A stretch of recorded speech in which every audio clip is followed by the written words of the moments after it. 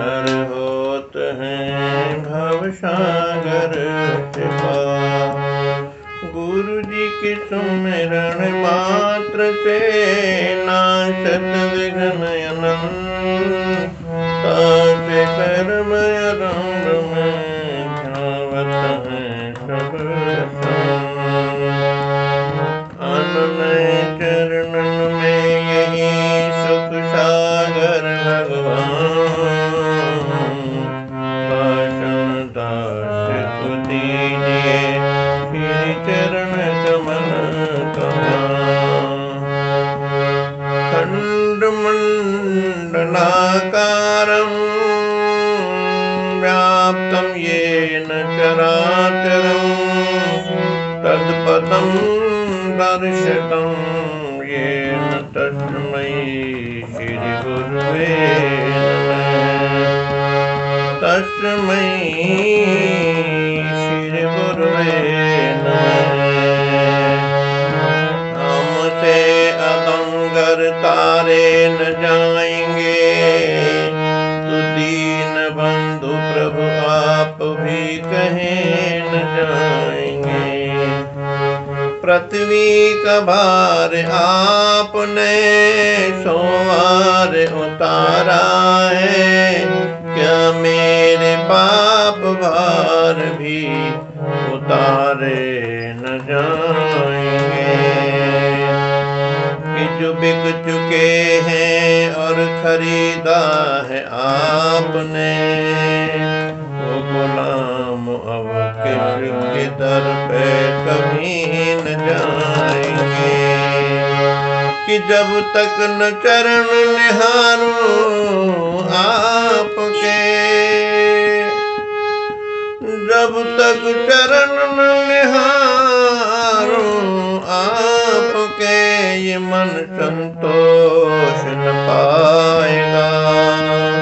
दृगविंद से जब तक न पखारे ये जाएंगे।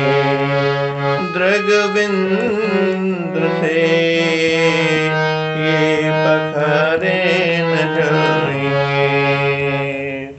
परम सौभाग्यशाली गुरुमुख सज्जन मंडली, इसी प्रकार थोड़े समय के लिए अपनी मुख रचना को पवित्र करने हेतु अपने हृदय में इष्ट देव दाता दयाल सतगुरुदेव महाराज जी के दिव्यतम स्वरूपों को निहारते हुए बड़े प्रेम सहित मिलकर बोलो जयकारा। बोल मेरे श्री गुरु महाराज की जय। बोलो सांचे दरबार की।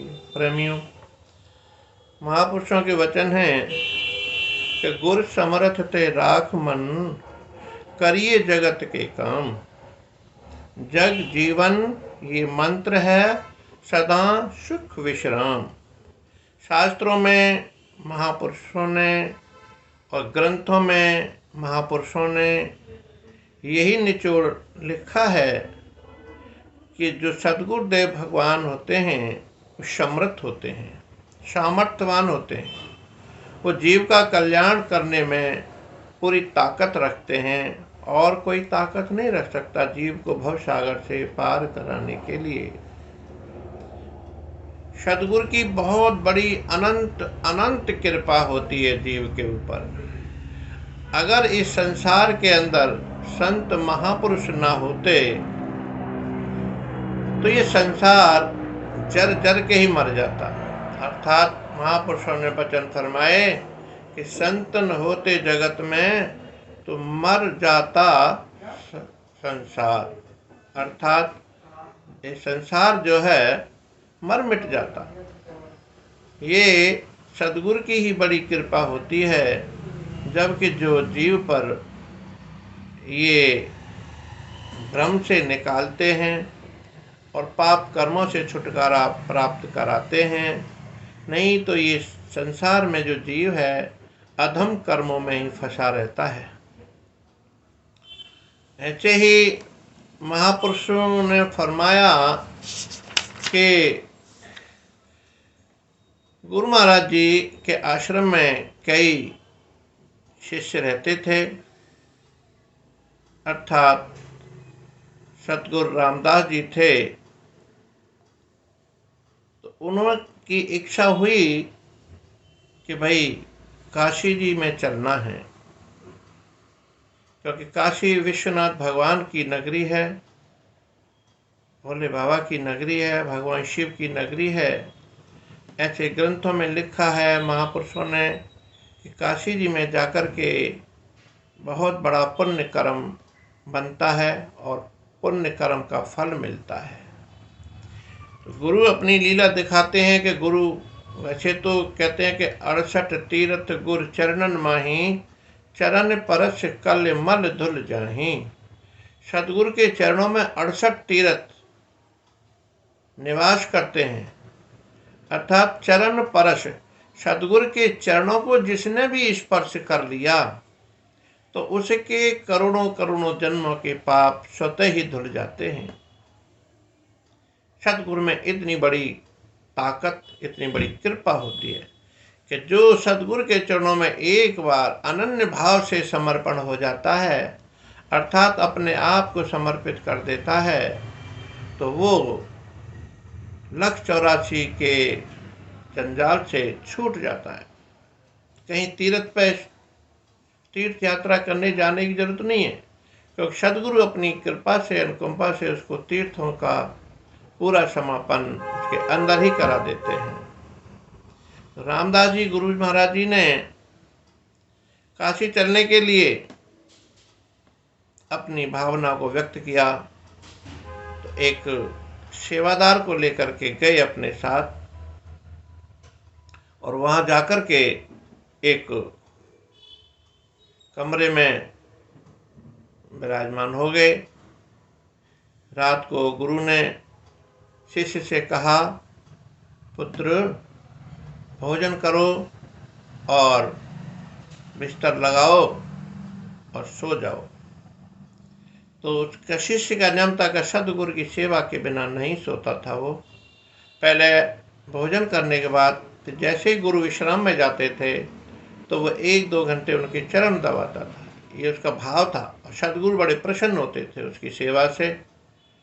तो गुरु महाराज जी ने जब प्रातः स्नान किया, 4 बजे उठते हैं संत महापुरुष, 3 बजे उठ जाते हैं, स्नान वगैरह करके पाठ पूजा करके ध्यान में बैठ करके, और जब प्रातः काल हुआ तो गुरुदेव ने शिष्य से कहा, जाओ पुत्र भिक्षा करके लाओ। और वहाँ भिक्षा करने गए काशी में, तो वहाँ पर एक बहुत बड़ा विद्वान पंडित रहता था और वो इतना ज्योतिष जानता था कि परम ज्ञान था उसको ज्योतिष का। तो जैसे ही उसने, गुरु के शिष्य ने कुंडी खटखटाई तो पंडित जी बाहर निकल के आए और अपनी ज्योतिष विद्या से उसको देखा। अरे भाई तू कौन है? उन्होंने कहा, महाराज मैं तो सेवा में आया हूँ महापुरुषों की, मैं और भिक्षा करने आया हूँ। तो उन्होंने कहा, अरे तेरी तो मृत्यु होनी है कल सुबह तक और तू यहाँ घूम रहा है अभी। तू यहाँ घूम रहा है, तेरी मृत्यु होनी है कल सुबह, इसीलिए हो सकता है अपने परिवार में अभी चला जा, ताकि परिवार वाले तेरे को दाह संस्कार क्रिया कर देंगे, यहाँ कहाँ भटकता फिरेगा। अब भिक्षा तो ले आया और किसी घर से मांग करके, उसने कहा कि मेरे यहाँ कोई भिक्षा लेने नहीं आता, ये आज पहली बार आया है। क्योंकि उसको बड़ा अभिमान भी था, पंडित को अहंकार भी था, क्योंकि वो वहाँ पर उसकी पूजा होती थी काशी में, सब उसी के पास आते थे और वो सुबह सुबह प्रातः भिक्षा लेने के लिए उसी दरवाजे में पहुंच गया था। अब वो भिक्षा करना तो भूल गया बेचारा, और उसके दिल में दहशत हो गई, भय हो गया कि अब मेरी मृत्यु आनी है और मैं अपने घर से 300-400 किलोमीटर दूर पड़ा हूँ, यहाँ पर मैं कैसे पहुँचूँगा। अब जैसे ही गुरु महाराज जी के आश्रम में पहुँचा, बड़ा उदास था, बड़ा सुस्त था, बड़ा चिंतित में था। तो गुरु जी से कह नहीं पाया सारी बात, और गुरु महाराज जी को उसने भोजन थाली में परोस करके और विनती करी, प्रभु आप भोजन करें। तो गुरु महाराज जी तो घटघटवासी होते हैं, अंतर्यामी होते हैं, सब बात जान गए उसकी शिष्य की उदासी, और गुरुमाई ने कहा, प्यारे कि तू उदास क्यों है, कारण क्या है? उसने कहा, स्वामी जी, मैं जिस घर से भिक्षा लेने गया था वो एक ज्योतिषी पंडित है, विद्वान है, सारे लोग उसी के यहाँ आते जाते हैं। मैं भी आज प्रातः उसी के यहाँ चला गया, बल्कि लोग मुझे मना भी कर रहे थे कि भाई यहाँ भिक्षा करने नहीं जाते, ये तो पंडित जी का घर है, ये तो बहुत बड़े ज्योतिषी हैं। लेकिन मैं अब वापस कैसे आऊँ, क्योंकि मैंने कुंडी खटखटा दी थी। हे गुरुदेव, जैसे ही मैंने कुंडी खटखटाई तो पंडित जी बाहर निकल करके आए और आकर के उन्होंने मेरे चेहरे की तरफ देखा तो उन्होंने ये कह दिया कि तू है कौन जो मेरे यहाँ भिक्षा लेने आया हुआ है? तेरी तो प्रातःकाल मृत्यु होनी है, अवश्यम भावी, और तू यहाँ बैठा हुआ है। भाई जा अपने घर, परिवार में कम से कम तेरे परिवार वाले तेरी दाह संस्कार क्रिया तो कर देंगे। हे गुरुदेव, ये बात है और मुझे इसी बात की चिंता हो रही है कि मैं कैसे घर पहुंचूंगा। मेरे घर वाले माता पिता सब रो रो के परेशान हो जाएंगे, कहीं ऐसा ना हो कि मेरी मृत्यु के बाद मेरे माता पिता भी स्वर्गवासी हो जाएं अपनी मेरी चिंता में। गुरु महाराज जी ने कहा, बस इतनी सी बात है, हमने तो सोचा था कि बहुत बड़ी बात होगी भाई, चिंता मत कर। बोले, स्वामी जी चिंता कैसे ना करूँ, वो माना हुआ ज्योतिषी पंडित है, सारे लोग यही कहते हैं कि जो इसने कह दिया वो सत्य होता है। तो गुरु महाराज जी ने कहा कि भाई जब हमारी आज्ञा है तो क्या हम असत्य हैं? तुझे हमारा विश्वास नहीं है? एक भरोसा, एक बल, एक आस विश्वास, एक श्याम घनश्याम में चालक चातक तुलसीदास। अरे पपैया को भी कितना विश्वास होता है, श्रद्धा होती है एक स्वाति बूंद के लिए, तो तू हमारी सेवा में है तो तुझे विश्वास नहीं है? तो विश्वास कर कि तेरा कुछ नहीं होना। गुरु महाराज जी ने उसको ढांढस बंधाया। उसको चिंता तो फिर भी सता रही थी, लेकिन अंदर से उसको डर लगा हुआ था कि होगा क्या, गुरु जी कैसे बचाएंगे मुझे। तो गुरु महाराज जी ने कहा कि भाई उसने सुबह की बात कही है ना, तो शाम को लंगर कर, अच्छी तरह से पाठ पूजा करो, भगवान की विनती करो, आराधना करो, आरती पूजा करो, और जो होगा हम देख लेंगे। अब इतनी हिम्मत नहीं हो रही थी गुरु महाराज जी को कैसे जवाब दे। उसने कहा, अंदर ही अंदर बोला, स्वामी जी क्या देखोगे, अब मेरा तो अंतिम समय आ गया, मेरे कैसे माता पिता मेरे को देख पाएंगे और मैं कैसे उनसे अंतिम समय पे भी नहीं मिल पाऊंगा। यही चिंता उसको खा रही थी। तो गुरु महाराज जी ने रात को उसको भोजन कराया, लेकिन वो डर के मारा भूख प्यास सब खत्म हो गई थी। अब भैया बात सही है, संसारी आदमी के लिए अगर कोई ये कह देगा भाई तुझे पुलिस पकड़ने आ रही है, तो डर के मारा बेचारा छुपता फिरेगा, जब उसने कोई कसूर भी नहीं किया। ये तो काल की बात है कि काल आएगा उसे ले जाने के लिए। और मरना कौन चाहता है? कोई भी नहीं मरना चाहता।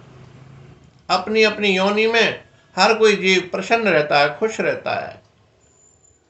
कोई जीव ये नहीं चाहता कि मैं मर जाऊं, चाहे किसी भी योनि में हो, पशु में हो, पक्षियों में, जानवरों में हो, किसी में भी हो, सबको जीने की आश होती है। तो मनुष्य को तो सबसे ज्यादा होती है कि मैं नहीं मरना चाहता, जबकि गुरुदेव कहते हैं कि तू मर ही नहीं सकता कभी। और महापुरुष यही कहते हैं शास्त्रों में कि ये जीव न कभी मरता है न कभी जन्म लेता है, केवल वासांश जीर्णानि यथा विहाय नवान गृह्णाति नरोपराणि तथा शरीरान विहाय जीर्णान नन्यान संयात नवान देहि। जिस प्रकार से मनुष्य अपने फटे हुए कपड़ों को शरीर से उतार कर फेंक देता है, ठीक उसी प्रकार से जब ये शरीर जर्जर हो जाता है तो ये जीवात्मा नए शरीर में धारण हो जाती है, प्रवेश कर जाती है। अर्थात इसने कहाँ जन्म लिया और कहाँ मरी है, केवल इसका एक द्वार से दूसरे दरवाजे में जाकर के, दूसरे शरीर में जाकर के प्रवेश हो जाती है। मरता तो केवल ये शरीर है जो कि पंच तत्व से बना हुआ है। और सच में देखा जाए तो महापुरुष कहते हैं कि शरीर भी नहीं मरता। क्यों? कि पंच तत्व से रचित बना शरीरा। इस तत्व, पांच जो तत्व वो भी कहाँ खत्म होते हैं बताइए।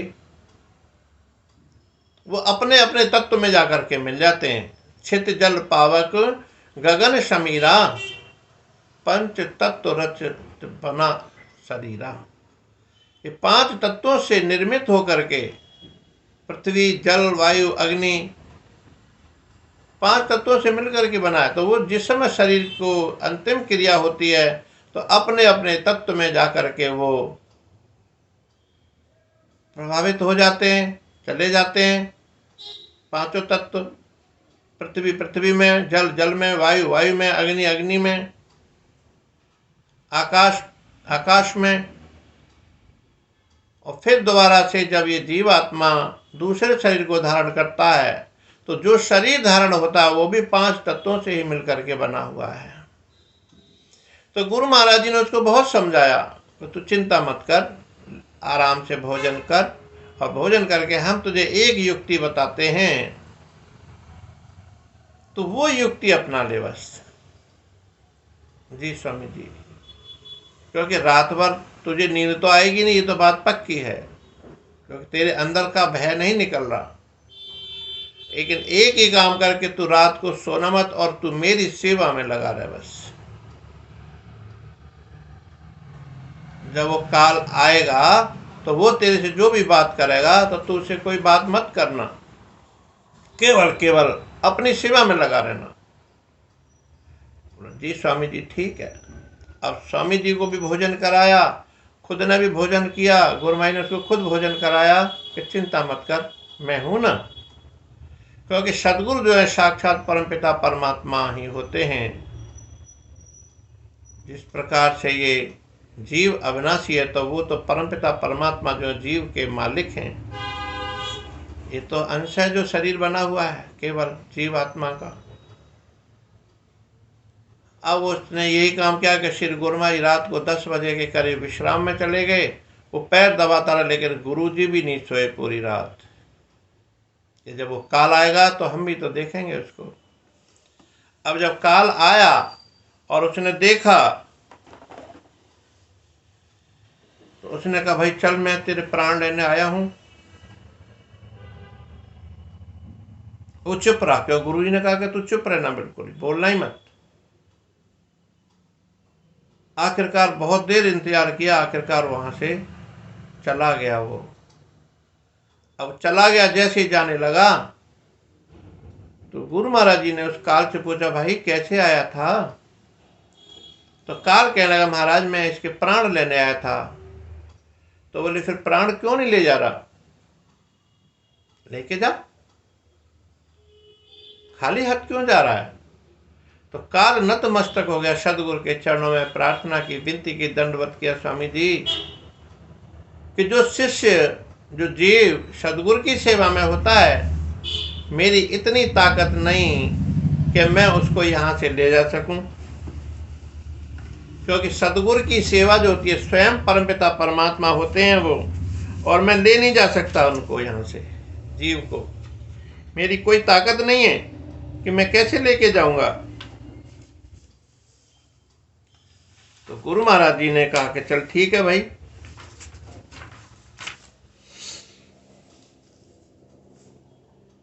और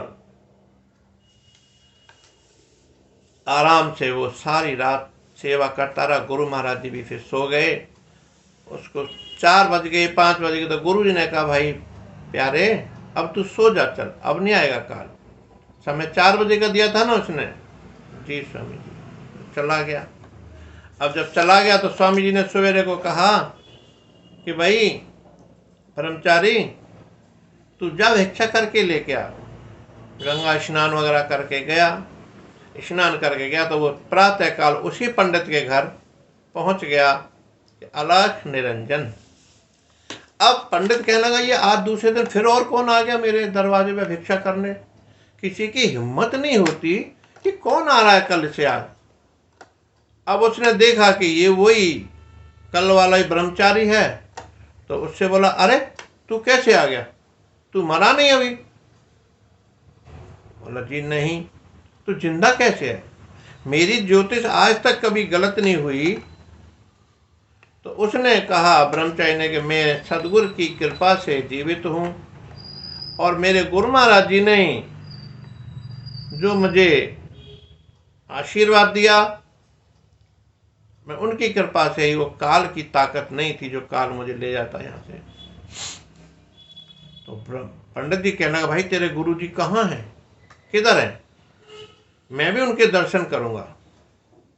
तो उसने कहा, घर से बाहर के दरवाजे देखा कि मेरे सतगुरुदेव भगवान की कुटिया जो है, कमरा है, वो आगे सामने इसी सीध पर है।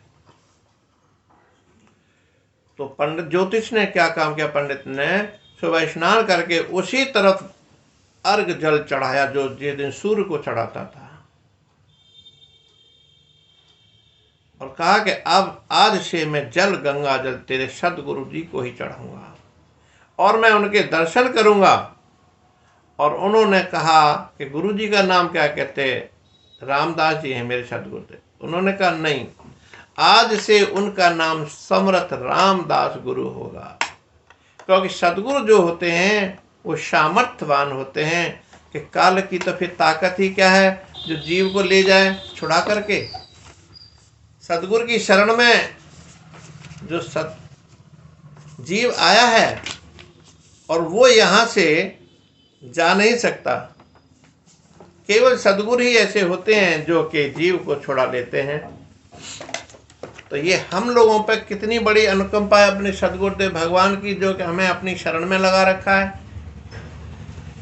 यही महापुरुष हमको दिन रात समझाते हैं कि प्रेमी, अगर तू काल के चक्कर से जो बचना चाहता है, जाना तो है सबने, क्योंकि आदि जुगादि से परमात्मा की नीति बनी हुई है, लेकिन जाने जाने में फर्क होता है। इसीलिए महापुरुष कहते हैं सदगुरु की सेवा में लगा रहना प्यारे, अगर झंझट से छूटना चाहता है। मुसाफिर जागते रहना, नगर में चोर फिरते हैं। मुसाफिर जागते रहना, नगर में चोर फिरते हैं। जरा होशियार हो रहना, वे चारों ओर फिरते हैं। जरा होशियार रहना, वो चारों ओर फिरते हैं।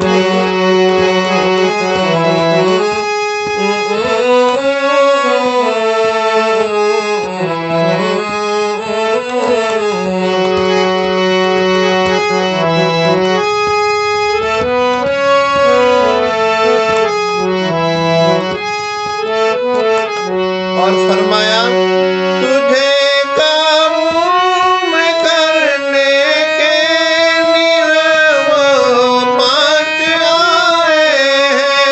तुझे काम करने के लिए वो पाँच आए हैं, पाँच आए हैं। बचाने जान तून के वो लेकर जेर आए हैं। बचाने जान तून के वो लेकर डोर आए हैं। मुसाफिर जागते रहना, नजर में चोर फिरते हैं।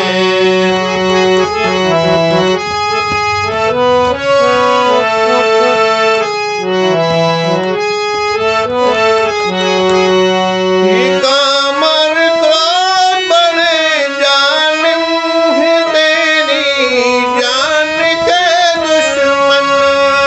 कामर क्रोध बड़े जालिम है, तेरी जान के दुश्मन। तेरी जान के दुश्मन। तेरी नगरी में जो हर बात करते शोर फिरते हैं। तेरी नगरी में जो हर बात करते शोर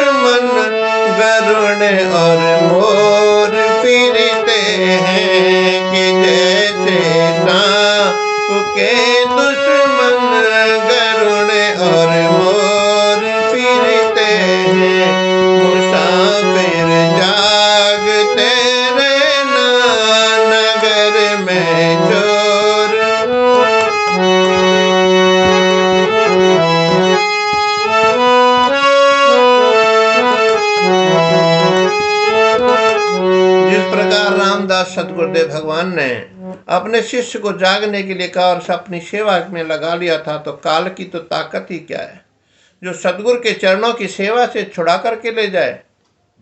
ये है मेरे सतगुरुदेव भगवान की कृपा। तभी महापुरुष कहते हैं कि इतना जागता रहे, अर्थात काम क्रोध मोह लोभ अहंकार से तुझे छुटकारा मिल जाए। कि चढ़ा अहंकार जब सिर पर, कि धन परिवार मेरा है। चढ़ा अहंकार जब सिर पर, कि धन परिवार मेरा है। कि धन परिवार मेरा है। बचाएंगे तुझे कैसे जो खुद बेघर रहते हैं। बचाएंगे तुझे कैसे जो खुद बेघर रहते हैं। मुसाफिर जागते रहना, नगर में चोर फिरते हैं। मुसाफिर जागते रहना, नगर में। जागना कहाँ होता है? केवल महापुरुषों के चरणों में सेवा करने से, उनकी श्री आज्ञा में रह करके, उनकी जो परिधि में जो जीव रहता है, अर्थात जो उनके सानिध्य में रहता है, वह काल की ताकत नहीं होती। ये जो काम क्रोध मोह लोभ जो अहंकार, ये पांचों दुश्मन है जीव के, ये उसके ऊपर कोई असर नहीं कर पाते और मृत्यु भी उनके पास नहीं आ पाती। ये सतगुरु की कृपा होती है।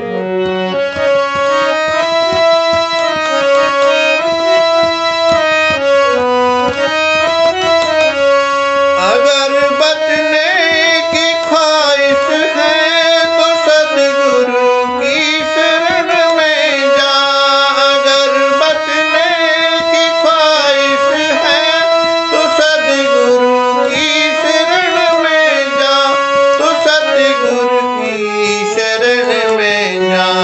मुनि योगी भी जिनके चरणों में कर जोड़ फिरते हैं। मुनि योगी भी जिनके चरणों में कर जोड़ फिरते हैं। मुसाफिर जागते रहना, नगर में चोर फिरते हैं। मुसाफिर जागते रहना, नगर में चोर फिरते हैं। प्रेमियों, यही हमको महापुरुष हिदायत देते हैं और अपने श्री वचनों से इस जीव को कृतार्थ करते हैं कि प्रेमी, तू जितना जितना सतगुरु की शरण में रहेगा, महापुरुषों की शरण में रहेगा, संतों की शरण में रहेगा, उनकी श्री आज्ञा में जब अपने जीवन को बिताएगा, तो काल तेरे पर कोई भी असर नहीं कर सकता है। सतगुरु की सेवा में बहुत बड़ा अनंत फल है कि साध्वी सेवा में रह करके जीव भी साध्वी बन जाता है, सच्चिदानंद स्वरूप में समाहित हो जाता है। और संसार में रह करके ये जीव अनहित कर्म करता है, हितकारी नहीं करता। लोभ मोह में फंस जाता है, काम में फंस जाता है, अहंकार में फंस जाता है, व्यसनों में फंस जाता है और उसी चंगुल में फंस करके वो परमपिता परमात्मा की याद नहीं कर पाता, नाम का सुमरन नहीं कर पाता, जो कि अंतिम समय पे जा करके यमदूत जब आते हैं तो उसको किस दुर्गति से ले जाते हैं, ये जीव को तभी पता पड़ता है। क्योंकि महापुरुषों ने शास्त्रों में ये शोध करके लिखा हुआ है ताकि जीव अपने बुरे कर्मों से बच सके और अपने लोक और परलोक को सुहेला बना सके। बोलो जयकारा बोल मेरे श्री गुरु महाराज की। प्रेमियों, आप सभी से विनती है कि मेरे सत्संग चैनल को आप सब्सक्राइब करें जिन्होंने नहीं किया, और लाइक और कमेंट अवश्य लिख दिया करें ताकि हम सब की हाजिरी गुरुमाई के चरणों में लगती रहे। बोलो जयकारा बोल मेरे श्री गुरु महाराज की जय।